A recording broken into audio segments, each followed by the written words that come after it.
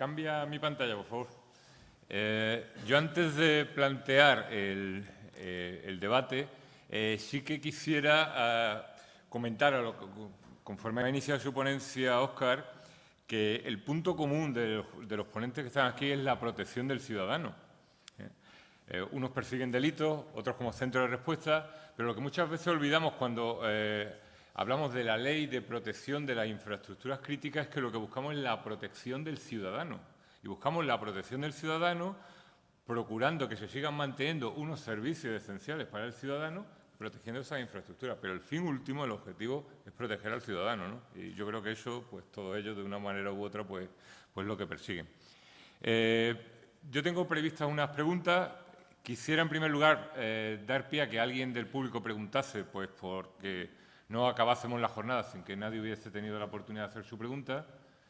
Si veo que nadie se anima, pues yo plantearía esta primera porque es una que no es que la haya planteado yo, no sea el primer original al que se le ha ocurrido, sino que en otros eventos a los que he tenido la oportunidad de asistir en Madrid y demás, pues una cosa que muchos ciudadanos se preguntan, ¿no? ¿Son realmente necesarios tantos CERT? ¿Tiene que haber CERT a niveles autonómicos, a niveles gubernamentales, a nivel internacional, a nivel de la Unión Europea, que los hay? Pues bueno, pues eso me gustaría que los ponentes nos explicasen cuál es su perspectiva, pues conforme a esas preguntas que lanzáis. Si alguno quiere comenzar. Lo primero que me extraña es que digas que hay tantos. Yo lo que creo es que en realidad hay muy pocos y supongo que mis compañeros de los grandes CERS nacionales estarán de acuerdo conmigo en que la capilaridad que le proporciona un CERT local o autonómico que esté en contacto directo con el incidente, que conozca la infraestructura que está protegiendo, que conozca la organización que hay encima y la capacidad de actuación que podemos tener nosotros, es muy difícilmente trasladable a una infraestructura mucho mayor y que en ese sentido es muy necesario que haya esa capilaridad.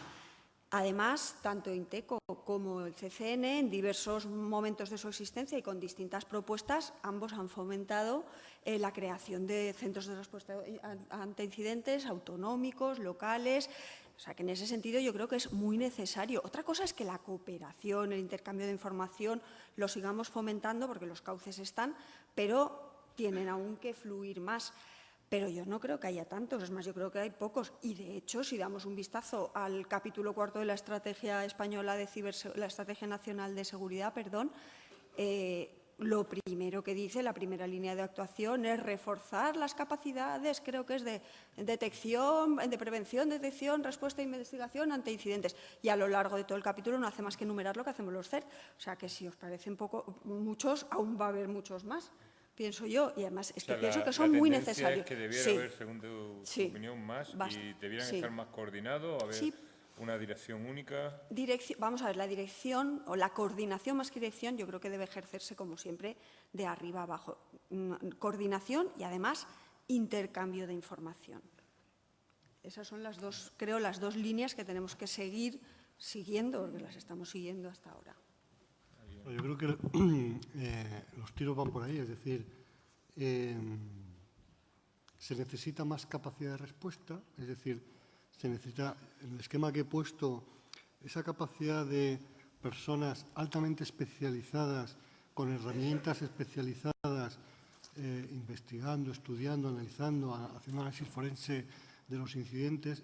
Estudiar un incidente de seguridad lleva muchas horas, A veces que llevan meses descubrir, tienes que desensamblar un código, tienes que reconstruir el funcionamiento de una máquina infectada en laboratorio y ver todos los procesos. O sea, lleva mucho, son labores, alguna empresa que hay por aquí que se dedica a eso sabe de lo que estoy hablando, lleva muchas horas y mucho conocimiento. Y tenemos muy poca capacidad a nivel nacional, muy poca capacidad. O sea, no llega al centenar de personas en España que puedan hacer un análisis forense en condiciones de un disco duro con un APT de última generación. O sea, 100 personas en un país de 40 millones. Existen capacidades en alguna universidad, en alguna empresa, en el CCN, en el CSIR, en INTECO, pero hay otras, o sea, lo que yo veo que hay por otros países, aquí todavía queda mucho por recorrer esa capacidad de respuesta. O sea que tiene que haber más CERT y habrá más CERT. Y después, los CERT tradicionalmente no han tenido jerarquías. El CERT nace en la comunidad científica, en la comunidad académica, y no ha habido jerarquías. O sea, un CERT se habla con otro CERT de igual a igual. Y yo creo que eso se va a seguir manteniendo, porque los CERT hablan de tecnología y hay otro tipo de respuesta que ya he hablado antes, la respuesta legal, policial, jurídica, etcétera, que es otro tipo de trabajo que hace un CERT, ¿no? Y a nivel de CERT no hay jerarquías. Sí que es cierto que en la Estrategia Europea de Ciberseguridad se pide un interlocutor a nivel nacional y tiene que haber un CERT que haga de interlocutor a ese nivel técnico a nivel nacional. Pero simplemente como interlocutor. No existe jerarquía ninguna entre CERTs. O sea, y después, coordinación.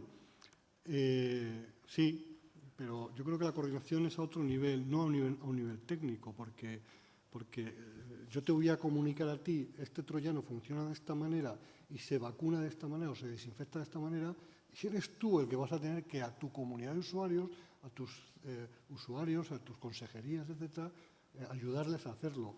Y Inteco me va a comunicar un incidente, como ya estamos haciendo, que me llaman de Australia, oye, hay una empresa que está infectada, que está echando malware al resto del mundo, y yo se lo comunico a Inteco y Inteco habla con la empresa. Y pasa exactamente igual. Si un CERT le comunica a Inteco que hay un ayuntamiento en tal sitio, que sus sistemas están totalmente afectados porque están haciendo muchísimo ruido en Internet, Inteco me lo comunica a mí y yo me pongo en contacto normalmente con ese ayuntamiento. O sea que esta es la situación, así va a evolucionar así de futuro y quizás, y además está apuntado en la Estrategia Española de Ciberseguridad, lo que haya que hacer es quizás sentarnos a crear ese grupo CSIRT.es, a potenciarlo, a formalizarlo de alguna manera y a crear los... Esa era precisamente una pregunta que me surge a raíz de lo que comentabas, ¿no? ¿La nueva estrategia de ciberseguridad contempla esa colaboración, ese acercamiento, ese trabajo conjunto en aras de un beneficio para la sociedad? Sí, vamos, hasta donde yo alcanzo a saber sí que existe ese... O sea, hay una línea de acción específica de potenciar las capacidades de respuesta y esa línea específica de acción se desarrollará, pues eso, formalizando el grupo de CERS españoles, potenciando que haya definir unos flujos de información y ponerlos a andar, que esos flujos de información, que esa información circule entre CERS y salga hacia las fuerzas y cuerpos de seguridad del Estado o salga hacia los órganos de decisión política o de decisión administrativa y yo creo que sí, que se va a avanzar en ese. Bueno, sí, yo solo aclarar eso. Bueno, CERT, cuanto más profesionales de ciberseguridad haya en España, pues mejor. Cuanto grupos organizados haya en España para responder a incidentes, pues mucho mejor. Y bueno, también esto no tiene que ser un hándicap para que el público objetivo de cada CERT pierda el norte en una maraña de CERTs que le pueden dar respuesta. Nosotros, como he dicho antes, en la transparencia esa del teléfono rojo, nosotros queremos que un operador crítico sepa dónde tiene que acudir para facilitarle facilitarle la respuesta ante un problema que va a tener. No queremos que llame a uno, llame a otro, se pierda, le vengan de varios sitios, sino va a ocurrir algo, va a ser sobre una infraestructura crítica, por lo tanto es crítico, hay que hacer una respuesta lo más ágil posible y no solo poner el escudo que pone un CERT, sino poner la espada también que ponemos las fuerzas y cuerpos de seguridad. ¿Una pregunta que surja a raíz de lo que se ha comentado?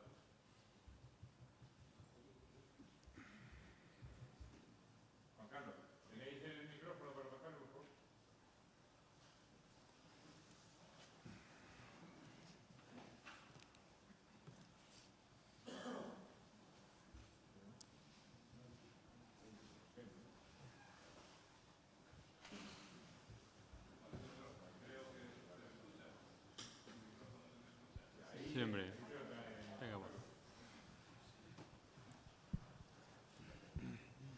Mi pregunta es, me parece perfecto la red de CERS, que todos entre ellos estén comunicados y que evidentemente la primera actuación es la de dar respuesta a esos ataques.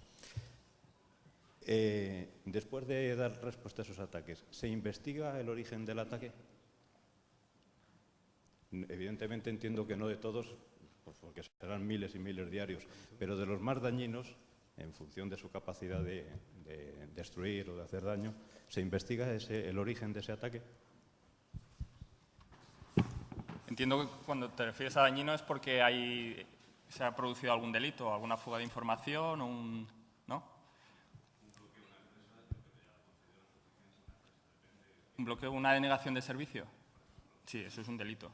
Normalmente, en este ámbito, casi todo encaja en dos tipos de delitos, que son cuando se modificó el Código Penal en el año 2010, a raíz de la ratificación del Convenio de Ciberdelincuencia, es cuando tú sufres algún tipo de perjuicio, que de hecho lo es, que te bloqueen o un servidor o una página web, eso es un delito de daños. Lo que pasa es que luego viene el problema de la cuantificación del daño, que en el mundo clásico a ti te robaban algo y tú lo valoras y dices, esto me ha costado tanto, pero el que te dejen sin servicio una semana una página web, ¿cuánto cuesta? Pero bueno, esos son problemas aparte.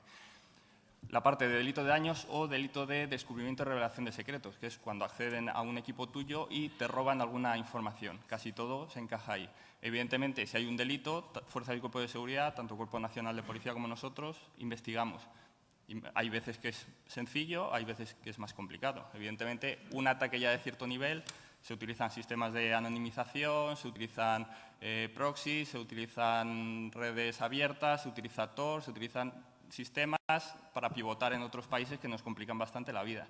Falta mucho por hacer todavía en lo que es cooperación. Tanto, bueno, en policial, a nivel policial hay mecanismos ágiles, como os comentaba antes, a través de Europol e Interpol, pero en cooperación judicial todavía los mecanismos no son tan fluidos, porque algo que era excepcional a día de hoy, sobre todo con la ciberdelincuencia, se ha convertido en cotidiano. Entonces, que nosotros nos participen en una información, por ejemplo, de una IP de otro país, por protección de datos no podemos conseguirla de forma directa, ni siquiera a través de otro cuerpo policial. Hay que pasar por el canal judicial.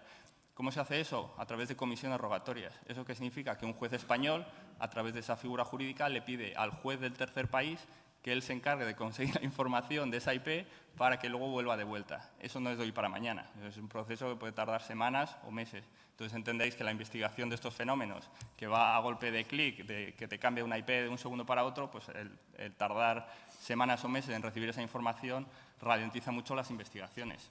En ello estamos, en mejorar todos estos canales. Ahí tenemos un problema, que los estados, ninguno quiere ceder soberanía y entrar en materias penales pues es muy complicado. Es un poco utópico que nosotros podamos directamente sacar información de otro país, pero bueno, estos mecanismos, entiendo, con el tiempo serán más fluidos y nos permitirá que las investigaciones sean más ágiles.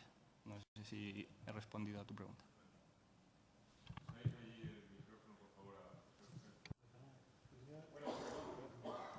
Quería comentarte que el Centro Nacional de Inteligencia elabora inteligencia sobre los ciberataques en base a este modelo. Es decir, estudia quién es el atacado, qué sector es atacado, si es una empresa, es un organismo, qué es lo que se han llevado, cuál es el bien atacado, si es información, si es por fraude, si es motivación económica, etcétera, etcétera. Estudia las capacidades del atacante, en el sentido de qué exploit o qué vulnerabilidad ha hecho, ha explotado, qué tecnología ha utilizado, cuál ha sido el vector de infección, cómo ha entrado, etc. Investiga también las infraestructuras, los servidores de mando y control, los dominios que ha utilizado el atacante, los saltos que da a través de Internet o cuál es la infraestructura de explotación a la hora de sacar la información. Todo ello con objeto de llegar al atacante. De llegar al atacante y, en el caso del atacante, pues se estudia quién es, su modus operandi, etcétera, etcétera. Y el centro elabora inteligencia sobre esto, que distribuye a fuerzas y cuerpos de seguridad del Estado, por supuesto, y que distribuye al Gobierno, ¿no? Y a las autoridades del Gobierno. Y sí que os puedo decir que esto es un problema. La dificultad de atribución de un ciberataque es un gran problema, porque existen muchísimos impedimentos, como ha mencionado Óscar, y porque existen infraestructuras de mando y control, infraestructuras de botnets y toda una serie de infraestructuras en Internet que hacen opaco el poder llegar a ver quién es el atacante. Les puedo contar un caso concreto, además real, en donde había un troyano que lo que hacía era obligaba a salir el tráfico de exfiltración de información a través de un proveedor de acceso a Internet por satélite. Es decir, iba a ese proveedor de acceso a Internet por satélite, con lo cual, por narices, el paquete IP tenía un tramo satélite.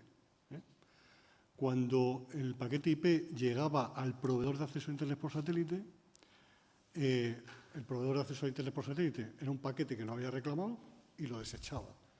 ¿Dónde estaba cogiendo el atacante la información? En el enlace satélite. Es decir, con antenas de SIGINT, ¿no? Con antenas de captación, antenas parabólicas, ¿no? Una antena parabólica, apuntas a un satélite y todo el tráfico IP que pasa por ahí, pues eres capaz de esnifarlo si no va cifrado, ¿no? Bueno, pues eso es un atacante muy sofisticado, ¿no? De un caso real que se ha dado, ¿no? Aquí en España. Es decir, las infraestructuras de ataque son muy sofisticadas y llegar a determinar quién está detrás de un ciberataque, pues nos cuesta mucho trabajo. Y es fundamental, además, la cooperación y la colaboración entre todos y con nuestros países y a nivel internacional, ¿no? Esta pregunta, el ponente internacional que presenté esta tarde cuando comenzaba la sesión lo explica en 6 minutos del vídeo la dificultad que tiene el realmente investigar esto. Y por eso el crimen organizado se ha mudado al ciberespacio.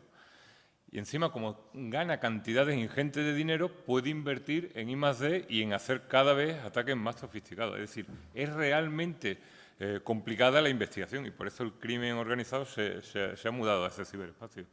Damos paso a José. Sí. Un par de preguntas muy sencillitas a cualquiera de los ponentes. Una es casi una cuestión estética o semántica, no sé cómo llamarla. Es referente al nombre que estamos utilizando permanentemente para nombrar o para explicar lo que es un centro de seguridad como los que estáis manejando. El CERT, como bien ha dicho Luis, hace ya muchos años se creó en un entorno universitario para dar respuesta a un tipo de incidente concreto. Pero las capacidades que todos habéis comentado de vuestros centros no tienen nada que ver con las capacidades de un CERT y estamos dándole muchas vueltas al nombre tanto CERT como CSIR, que tiene unas implicaciones y unas connotaciones en sí mismas muy importantes. Y de hecho yo creo que la pregunta que ha hecho Joaquín era perfectamente pertinente. Dice, son necesarios tantos CERTs e incluso la respuesta de Luis iba en el sentido de, bueno, CERTs, es que lo que necesitamos son capacidades de respuesta, de análisis, pero claro, eso no es un CERT. ¿No sería el momento de pensar también en cómo llamar a estos centros que yo creo que ya no son CERT que un simple CERT? Esa es la primera. La segunda yo creo que es más profunda y es una reflexión que hago en voz alta y que también os invito a... Vamos a ver, yo creo que en todo esto, todos los que nos dedicamos a esto de la seguridad, trabajamos, desgraciadamente, entre comillas, para que las cosas no pasen. Nuestro objetivo siempre es que las cosas no sucedan. Un incidente, lo ideal es que no ocurra. Con lo cual, nuestro trabajo preventivo es muy importante, cada vez más importante. Evidentemente, cuando sucede y cuando ocurre, tenemos que tener capacidades para responder y capacidades para analizar. Pero trabajamos para que no sucedan. Y en ese ámbito, yo creo que la concienciación es una asignatura pendiente de todos. Es decir, está muy bien la concienciación a través de guías, de portales, de información, pero sinceramente, por decirlo de una forma así un poco... yo creo que tenemos que salir a la calle, a formar a nuestros compañeros ciudadanos, porque ya podemos hacer lo que queramos. Que si la gente no se da cuenta que la seguridad no la podemos dar los que estamos aquí, sino que todos somos parte de la solución, no podemos hacer nada. Y sinceramente, creo que deberíamos cambiar un poco el centro de gravedad de los servicios de nuestros centros hacia la concienciación, pero activa. No una concienciación pasiva, que es lo que creo que estamos haciendo todos un poco en conjunto, sino salir a la calle a convencer a la gente que esa prueba de ingeniería social de una llamada para preguntar una contraseña no tenga éxito, porque al final, vamos, yo siempre digo lo mismo, un ataque de ingeniería social en una compañía tiene éxito siempre, siempre, 100%.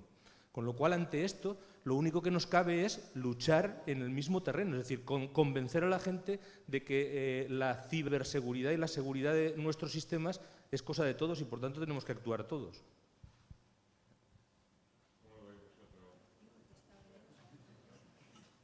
Yo creo que en la transparencia que he puesto, la transparencia que ponía respuesta y había usuarios, administradores, SOC, la respuesta es de todos, o sea, está clarísimo. No podemos potenciar el tejado si no hemos potenciado los cimientos, efectivamente. De hecho, uno de los objetivos, ya no en este caso específico del Centro Criptológico Nacional, sino del CNI, es la difusión de la cultura de inteligencia, y aquí estamos reunidos un poco por difundir lo que es la cultura de seguridad, ¿no? Intentar que esto vaya más y que esa concienciación pues llegue pues al eslabón último, que creo que es el ciudadano, ¿no? El que al final pone la primera respuesta, que además lo decías tú, el usuario, ¿no? El ciudadano en este caso. Pues yo, por mi parte, daría por concluido esto. Nos hemos pasado unos minutos. Creo que todavía Jacinto querrá cerrar la jornada, entregar algunas cosas, ¿no? Aquí yo agradecerles su presencia a todos.